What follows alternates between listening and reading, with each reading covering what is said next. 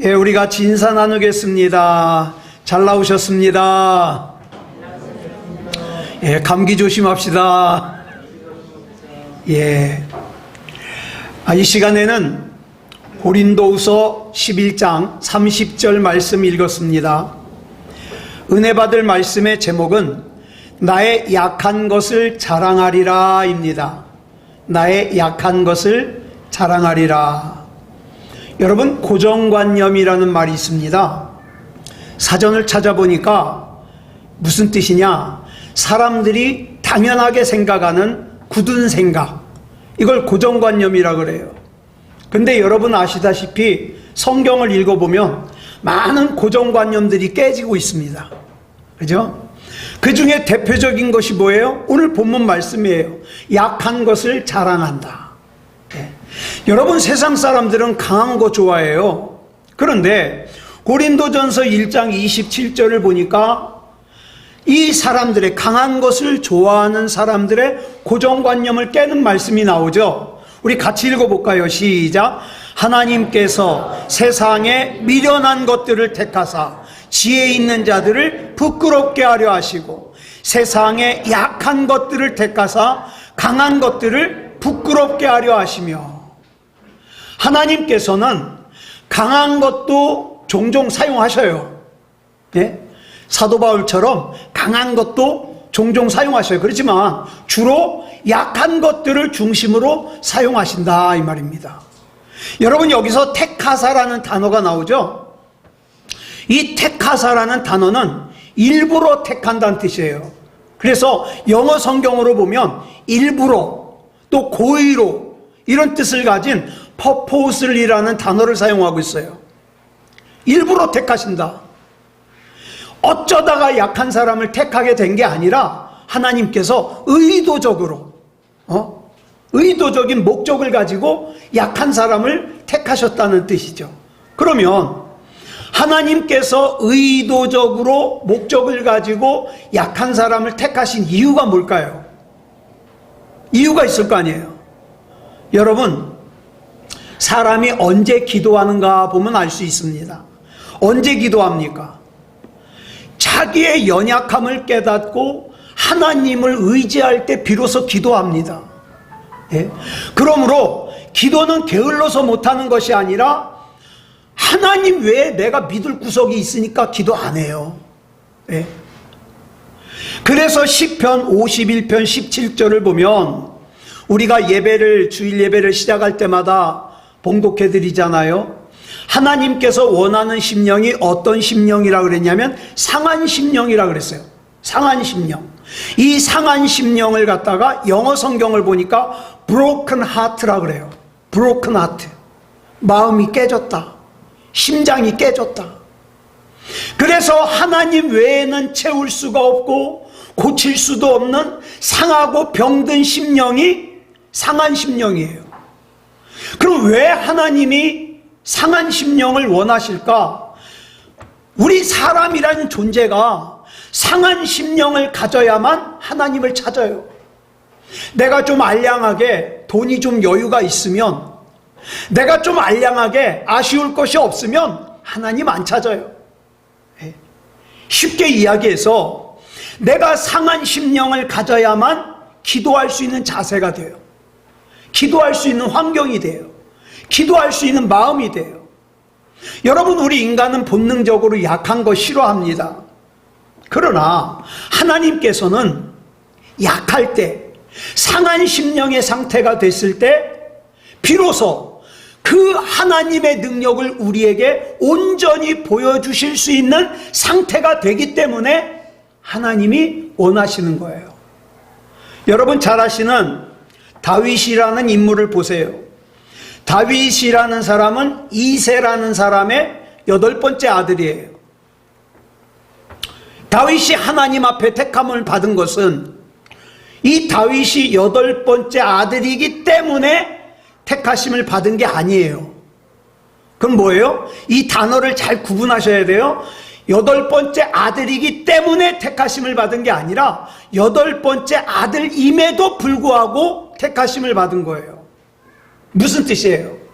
제일 부족한 아들이기 때문에 그래서 아버지인 이새조차도 무시하는 아들이기 때문에, 그래서 아버지가 사무엘에게 자기 아들들을 소개하는데 1번부터 7번까지는 다 소개하지만 8번은 아예 소개할 생각조차 안 했기 때문에, 그런데 그런 사람을 하나님이 들어 쓰시더라는 거예요.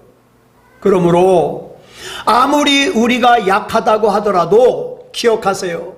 내가 하나님 손에만 붙들리면 쓰임받지 못할 사람이 없다. 그러니까 공연히 쓸모없는 자존심 가지고 살 것이 아니라 뭐예요? 내가 하나님 앞에서 하나님 손에 붙잡히기를 간절하게 구해야 되겠죠. 여러분, 우리는 하나님 바라보고 기도해야 됩니다.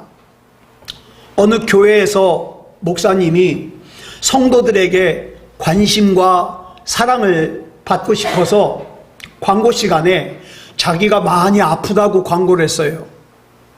그러면서 이제 목사님이 기대합니다. 이제 예배가 끝나면 성도들이 와가지고 아유, 우리 목사님 얼마나 고생하셨어요. 예? 얼마나 힘드세요. 위로해주고 관심을 가져줄 거라고 기대했는데 웬걸, 현실은 예배 끝나고 나니까 성도들끼리 모여가지고 후임 목사를 의논하더래요.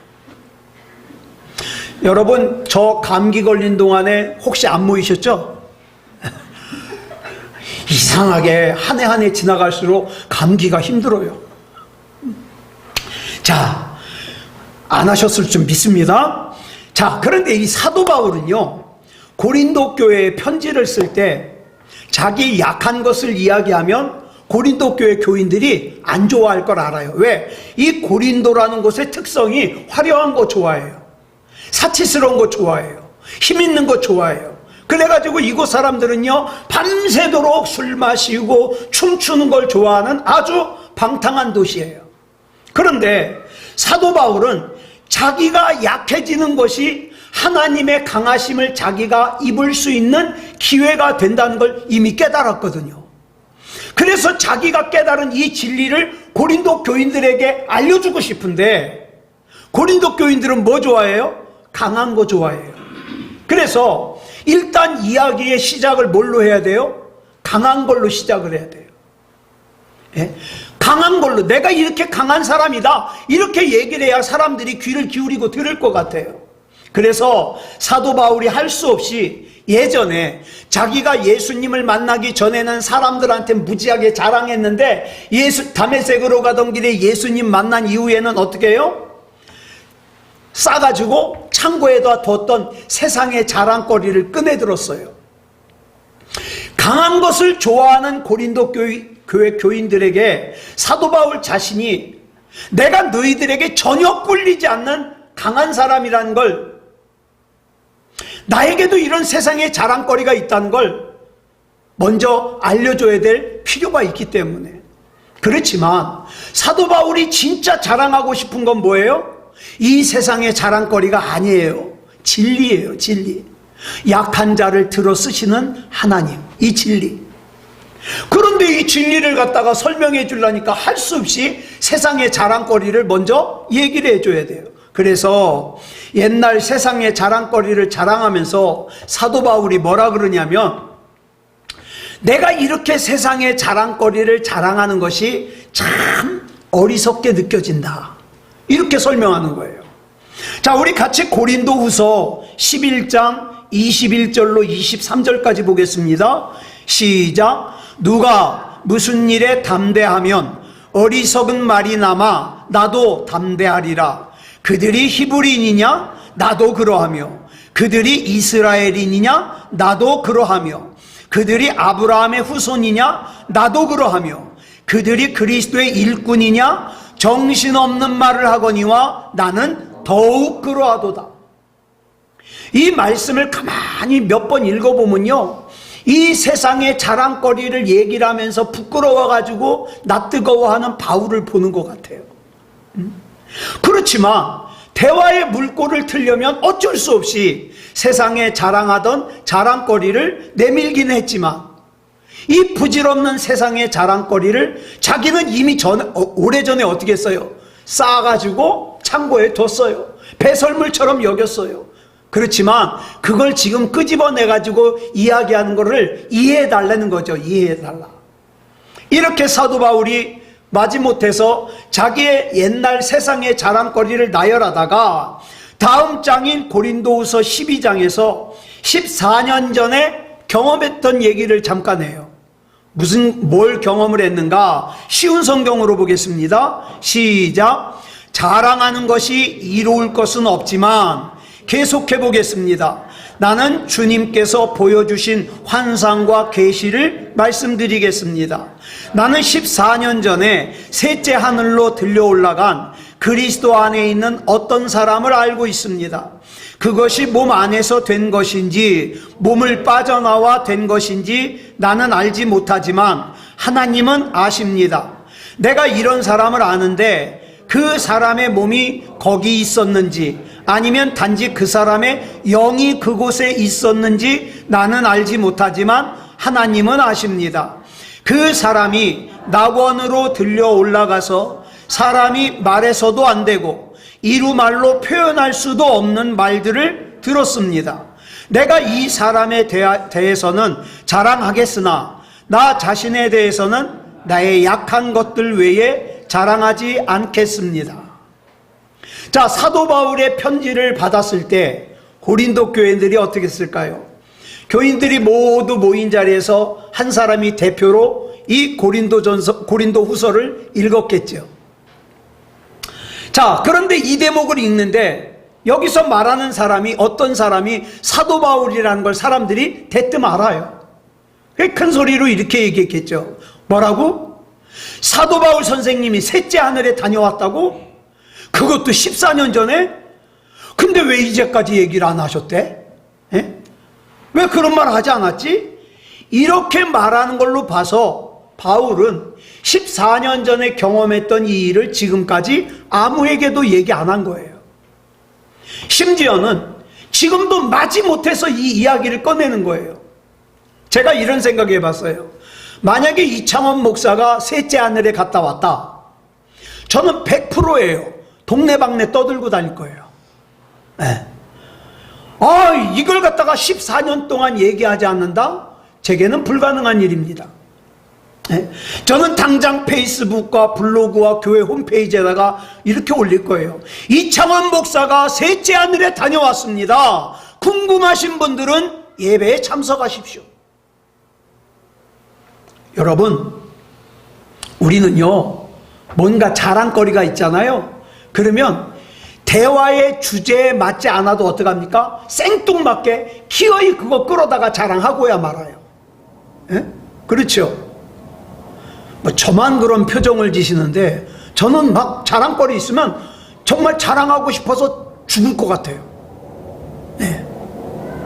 자, 그런데 보세요. 바울처럼 셋째 하늘에 다녀왔다면 저는 키놓고 자랑하고야 말 거예요. 아마 책도 쓸 거예요. 이창원 목사가 본 셋째 하늘. 책도 쓸 거예요. 기회가 되면 영화로도 제작할 겁니다. 여러분, 한때 많은 사람들이 아말감 이가 금으로 변하는 금리 많이 들어보셨죠? 또 기도하면서 볼을 문대면 여기에 금가루가 떨어진대요. 금가루 사요. 또 병을 고치는 신유 사요. 사람들이 참 많이 몰려요. 이유가 뭘까요? 예. 정말 특별하고 신기한 능력을 원하는 이유가 바로 여기 있어요. 그걸 경험하고 나면 자기가 대단한 것 같아. 그런데 바울은 14년 동안이나 자기가 경험한 이 셋째 하늘 갔다 온 걸 갖다가 입 다물고 있어요. 왜냐하면 바울은 이걸 알고 있어요. 나는 그리스도의 종이다. 나는 그리스도의 종이다. 그러니까 사람들에게 알려야 될 것은 내가 셋째 하늘에 다녀온 것이 아니라 나의 주인이신 예수 그리스도를 전하는 거다. 이걸 분명하게 알고 있으니까. 그래서 예수님께서도요, 병자를 고치신 후에 뭐라 그랬어요? 사람들에게 가서 말하지 마라. 조용히 가서 제사장에게만 보여라. 왜 그랬게요? 병 고쳤다고 얘기를 하면요, 예수님은 알아요. 사람들이 막 몰려올 건데 몰려오는 이유가 뭐예요? 복음을 듣기 위해서가 아니에요. 병 고치려고. 복음에는 관심이 없고 병 고치는 데만 집중할 걸 알기 때문에 요즘에도 많은 강단에서요, 복음이 실종되고 그저 병만 고치고 건강하고 그 다음에 부자 되는 것만 얘기하는 강단이 지금 얼마나 많은지 몰라요. 특히나 사람이 살기 힘든 때라 더 그래요, 더 그래요. 근데 예수님은 이걸 조심시킨 거예요. 관심 가져야 될 건 복음이기 때문에 네가 고침받은 거 가서 얘기하지 말아라. 그래서 바울은 그의 편지에서 이렇게 기록하는 거예요. 자기를 소개하죠. 나는 남부럽지 않은 환경에서 태어났습니다. 혈통도 아주 순수한 히브리인 혈통입니다. 그리고 누구 못지않게 내가 그리스도를 위해서 고생을 많이 했습니다. 내가 타고 가던 배가 파손을 당하기도 하고 매질도 맞아보고 돌에도 맞아보고 감옥에도 들어가 봤습니다. 추위와 배고픔은 정말 수없이 많이 겪었습니다. 내가 이제까지 순교만 빼고 다 겪었습니다. 그리고 초자연적인 경험도 했습니다. 그래서 나는 내가 얼마든지 최고의 그리스도인이라고 자랑하고 다닐 수 있습니다. 근데 그 다음에 중요해요. 그러나 이제부터 내가 그렇게 자랑하지 않는 이유를 설명하겠습니다. 이거예요. 그러면서 고린도 후서 12장 7절로 8절에서 이렇게 말하죠. 시작. 너무 자만하지 않게 하시려고 내 육체의 가시 곧 사탄의 사자를 주셨으니 이는 나를 쳐서 너무 자만하지 않게 하려 하심이라. 이것이 내게서 떠나가게 하기 위하여 내가 3번 주께 간구하였더니. 주님께서는 바울이 셋째 하늘에 다녀온 이후에 교만해지지 않게 하기 위해서 어떻게 해요? 육체에 가시를 주셨어요. 육체에. 왜냐하면 사람은요, 여러분 경험해 보셨잖아요. 어려움이 너무 심하면, 고통이 너무 심하면 교만해지기 어려워요. 그쵸?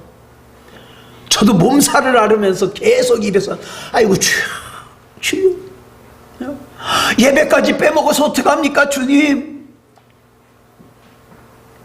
여러분 어려움이 심하면 교만해지기가 어려워요. 예? 자, 그리고 어떡합니까? 헛된 꿈을 안 꿔요. 하나님 찾아요.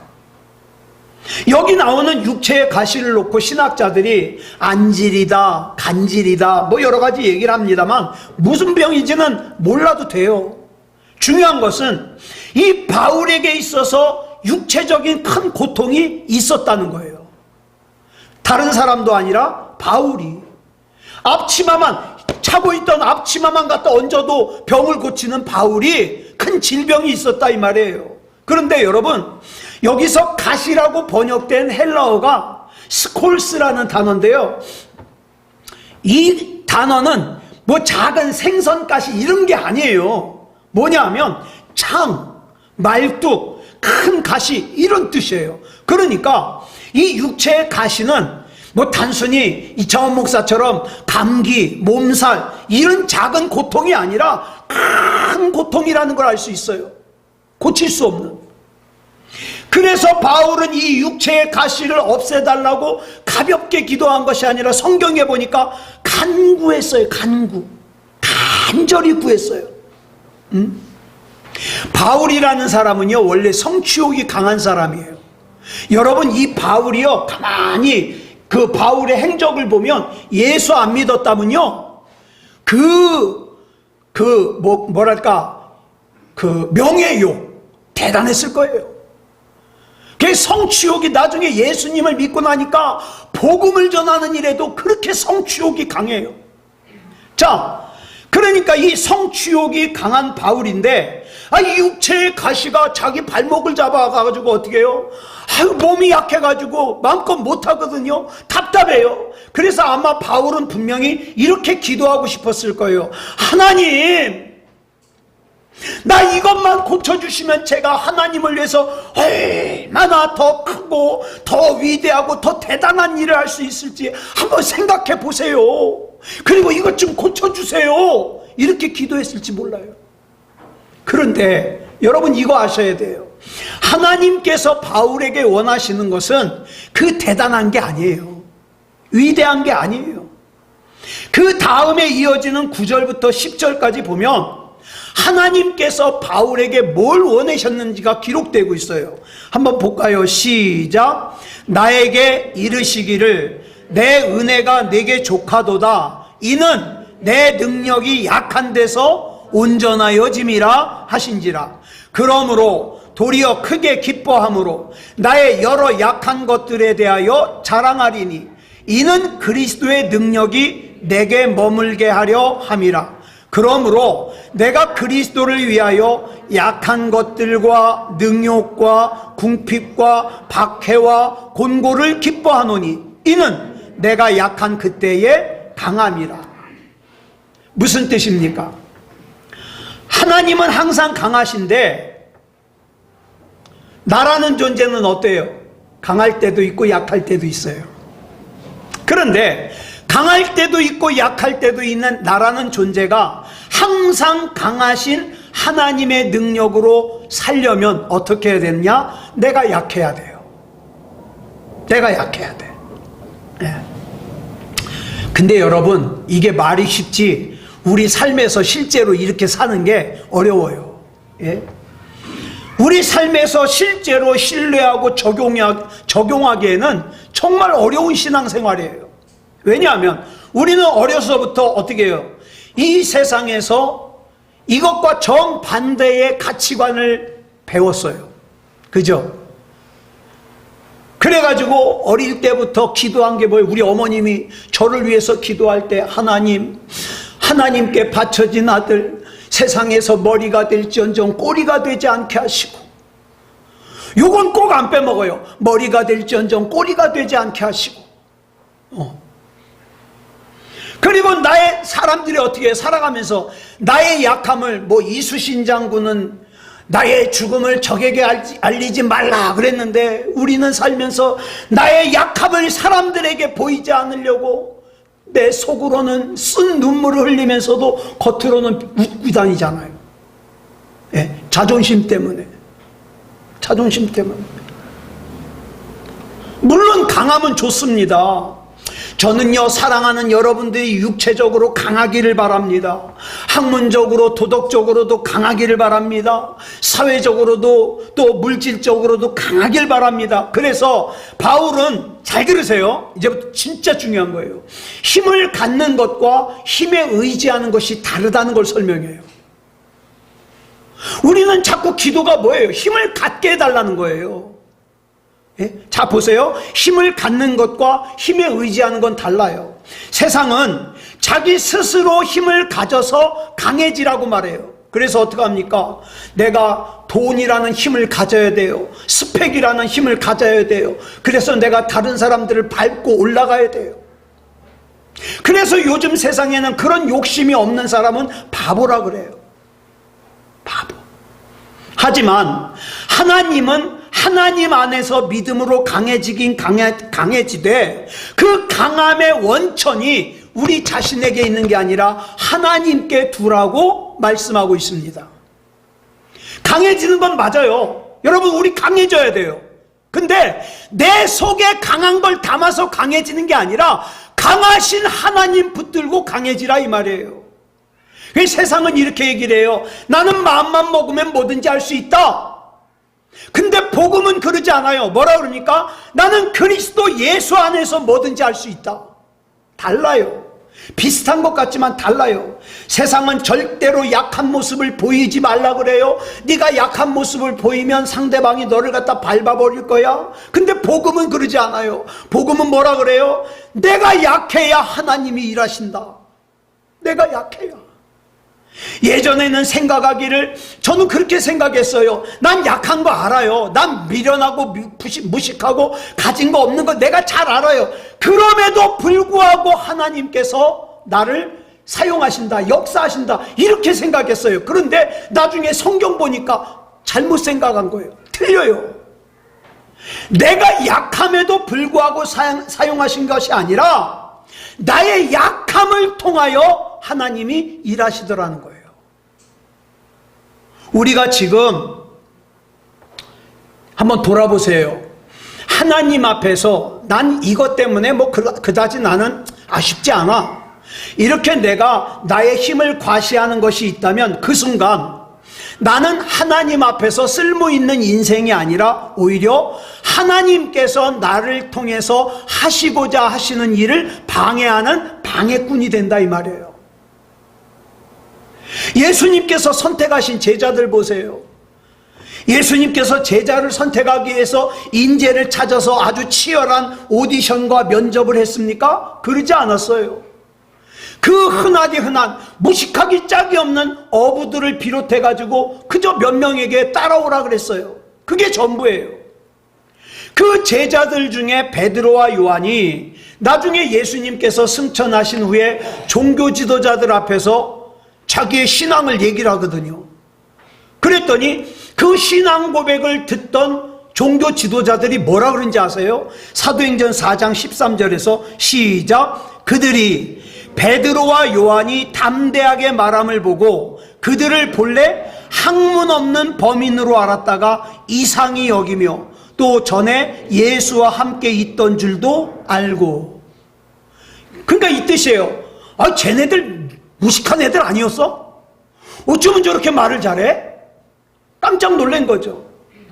여러분, 내가 힘을 비추기해서 살지 말아요. 나는 하나님 아니면 안 되는 사람이에요. 하나님께서는 나의 필요한 것도 주시고 또 내가 이야기할 때를 깨닫게 하시고 내가 행동할 때를 깨닫게 하시고 인도해 주신다 이 말이에요. 하나님께서는 예수님의 제자들의 그 교육 수준이나 재능이 부족함에도 불구하고 사용하신 게 아니에요. 오히려 그들의 부족함을 통하여 그 부족함 때문에 영광을 받으신 거예요. 예수님의 제자들은요, 평균 이하의 사람들이었어요.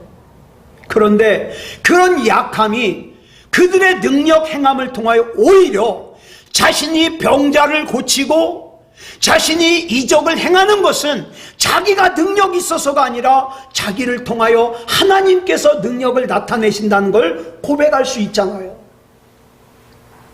이런 얘기가 있어요. 여러분, 저는 이 코리 텐 붐이라는 분 얘기를 참 좋아해요. 이분은 네덜란드에서 살고 있던 유태인 여자입니다. 그런데 2차 세계대전이 일어나고 네덜란드로 쳐들어온 독일군이 네덜란드에서 살고 있던 유태인들을 잡아가요. 그래서 강제 수용소로 넣어요. 그래서 그 강제 수용소에서 언니도 죽고 부모도 죽고, 정말 이 코리 텐 붐 여사도 죽을 고비를 여러 번 넘기고 강제 수용소에서 풀려나서 그 다음에 이제 복음을 전하는 그런 삶을 살았는데, 한 번은 이 코리 텐 붐 여사가 집회를 하기 위해서 러시아에 간 적이 있어요. 거기 가서 겪었던 일을 책으로 썼는데 그 책 제목이 뭐냐? 주님을 위한 도보 여행이에요. 여기 보니까 러시아에 가가지고 다발성 경화증이라는 질병으로 몸이 다 마비됐어요. 그래가지고 꼼짝을 못해요. 앉는 것도 눕는 것도 남편이 다 해줘야 돼요. 이 여자가 움직일 수 있는 거는 요 손가락 2개밖에 없어요. 집게 손가락. 예. 자, 그러니까 완전 식물인간이나 뭐 다름이 없어요. 근데 이 여인이 이 집게 손가락만 가지고 큰일을 해냈어요. 뭐랬냐? 요걸로 자판을 두들겨 가지고 성경을 갖다가 러시아어로 번역을 해서 사람들한테 주고, 그 다음에 여러 기독교 서적을 번역을 해가지고 러시아어로 번역을 해가지고 사람들한테 줬어요. 여러분, 이 잘 보지도 못하는데 이 집게 손가락으로 자판 두들기는 게 얼마나 힘들겠어요. 그런데 그 느린 가운데 차근차근 책을 하나하나 완성해 갑니다. 어느 날 코리 텐 붐 여사가 그 집을 방문을 했어요. 코리 텐 붐 여사가 온몸이 마비되어 있는 그 여자를 보고 어떻게 해요? 탄식을 하면서 하나님 앞에 이렇게 기도합니다. 오 주님, 이 불쌍한 여인을 왜 치료해 주지 않으셨습니까? 그러면서 눈물을 흘리면서 붙들고 기도를 해요. 근데 그 모습을 옆에서 지켜보던 남편이 이런 얘기를 해요. 여사님, 우리 아내가 이렇게 아픈 데는 하나님의 특별한 목적이 있답니다. 이 도시의 모든 그리스도인들은 러시아의 비밀 경찰들의 철통 같은 감시를 받아요. 그런데 오랫동안 이 동네엔 소문이 쫙 났어요. 이 여자가 온몸이 마비돼서 거의 식물인간이라는 걸. 그런 탓에 이 집은 감시를 안 해요. 몸이 마비된 사람이 뭘 하려고. 덕분에 아내는 비밀 경찰들에게 들키지 않고 성경과 기독교 서적을 번역할 수 있는 유일한 사람이었다는 거죠. 그러면서 하나님께서 이 여인의 약함에도 불구하고 역사하셨다는 틀린 말이라는 거예요. 그럼 뭐예요? 하나님은 이 여인의 약함을 통하여 더 큰 영광을 받으신 거예요. 여러분, 이 여인이 측은하고 불쌍하십니까? 저도 그래요. 저도 불쌍해요. 하지만 여러분 기억하세요. 나에게서 제발 사라졌으면 하는 그것이 이 여인의 생명을 파괴한다고 생각했던 몸의 마비가, 극심한 고통을 유발하는 그 육체의 가시가 지독하게 연약한 이 여인으로 하여금 하나님 나라에서 누구보다도 귀하게 쓰임받을 수 있는 강한 사람이 되게 한 거예요. 여러분, 우리 하나님 앞에서 자존심 내세우지 말자고요. 내 상황은 누구보다도 하나님이 잘 아셔요. 나 약한 거 잘 아시죠? 나 미련한 거 잘 아시죠? 나 부족한 거 잘 아시죠? 그렇지만 하나님, 우리 하나님께서는 나의 그 약함을 통하여 일하실 줄 믿습니다. 믿습니다. 나의 약점을, 여러분은 내 자신의 약점을 알고 있어요? 내 약점은 뭐야? 응? 내 약점을 정확하게 알고 있는 사람은 그나마 지혜로운 사람이에요. 어떤 사람은 자기 약점을 몰라. 여러분, 내가 생각하는 나의 첫 번째 약점은 뭐냐? 내 약점을 숨기려고 하는 교만함, 열등감이에요. 아니야, 그렇게 안 하려고 많이 노력을 하는데도 어떻게 해요? 나보다 잘 선 사람, 잘난 사람 앞에 서면 왜 그렇게 나는 작아지는가? 자, 보세요. 바울은 자기 앞에 놓인 어려움을 고린도 교회 교인들에게 얘기하면서 고린도후서 1장 8절에서 이렇게 기록하고 있어요. 줄친 것만 시작. 힘에 겹도록 심한 고난을 당하여 살 소망까지 끊어지고. 여러분, 이래 본 적 있어요? 살 소망까지 끊어져요. 네. 낙심과 좌절과 절망을 느꼈다는 거죠. 근데 그 다음 구절인 9절에서 이렇게 말하고 있어요. 시작. 우리는 우리 자신이 사형 선고를 받은 줄 알았으니 이는 우리로 자기를 의지하지 말고 오직 죽은 자를 다시 살리시는 하나님만 의지하게 하심이라. 아멘. 이게 믿음의 힘이에요. 우리 주님께서는 자기의 힘이 아닌 하나님의 힘을 의지하라고 말씀하셔요. 지금 저와 여러분의 약점이 뭡니까? 혹시 내 약점을 알고 싶지도 않고 인정하고 싶지도 않습니까? 그러나 우리 하나님의 힘과 능력은 저와 여러분의 약점에도 불구하고가 아니에요. 저와 여러분의 약점을 통하여 빛나고 드러나고 역사하십니다. 제가 자란 평화교회는 권사님들이 많았는데 정말 권사님으로서 귀하게 쓰임받는 권사님들은 보면 학벌이 안 좋아요. 초등학교를 안 다녔던가 그런 분들이에요. 그런 분들은 한번 기도를 시작하면요 정말 기도 간절하게. 근데 권사님들 가운데 대학도 나오고 대학원도 나온 분들이 있어요. 이런 분들은 몰려다니면서 뭐 맛집 찾아다녀요. 기도 안 해. 공예배도 빼먹어. 제가 그때 깨달은 게 뭐냐? 이게 약점을 강점으로 일하시는구나. 약점을. 어떤 사람은 그렇게 생각할 거예요. 이 교회에서는 나 없으면 힘들 거야. 예, 아니요. 여러분, 그거는 사탄 마귀가 주는 생각이에요. 하나님이 우리에게 주시는 마음은 뭡니까? 나 약해. 나 약하지만 나의 약함을 통하여 하나님께서는 하나님의 일을 하실 거야. 여러분, 그동안 제 경험상 보니까 약해서 쓰임받지 못하는 사람은 거의 없었어요. 그럼 왜 어떤 사람이 쓰임받지 못하냐? 너무 자기가 강한 사람, 자기가 너무 잘난 사람, 그런 사람 쓰임 못 받아요. 약한 사람이 기도합니다. 약한 사람이 중보합니다. 약한 사람의 마음을 알기 때문에 약한 사람을 찾아갑니다. 기도는요, 나의 무능함과 하나님의 전능함을 연결해주는 이음줄이에요. 아무리 좋은 기계라 하더라도 전선이 끊어져 있으면 아무 쓸모가 없잖아요. 삶이 어둡고 힘드십니까? 그러면 지금 하나님과 나와의 연결을 한번 점검해 보시기 바랍니다. 하나님과 나와의 연결은 지금 이상이 없는가? 예.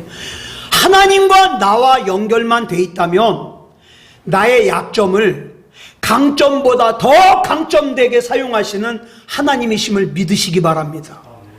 사랑하는 여러분, 우리 하나님 앞에 나의 약함을 다 내려놓고 내 건강도 하나님 책임지시고 내 약함도 하나님 책임지시고 하나님, 나 하나님의 일 하고 싶어요.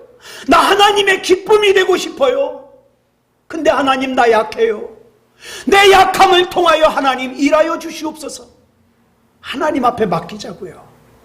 그렇게 해서 하나님 앞에 귀하게 쓰임받는 여러분이 있는 각처소에서 승리하는 그런 저와 여러분이기를 그리스도 예수님의 이름으로 축복합니다.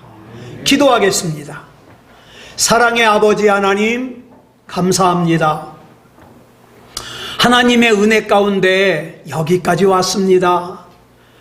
많은 순간 위기도 있었고 어려움도 있었고 또 절망도 있었고 좌절도 있었고 두려움도 있었지만 여기까지 왔습니다. 우리의 약함을 통하여 역사하시는 하나님을 믿습니다. 하나님, 우리는 세상 사람들에게 내 자존심 내세우기보다 나 하나님 바라볼랍니다. 나 하나님만 바라보고 하나님의 것인 나를 하나님께서 책임져 주시기를 간절히 구합니다. 하나님, 책임져 주시고 인도해 주시옵소서. 예.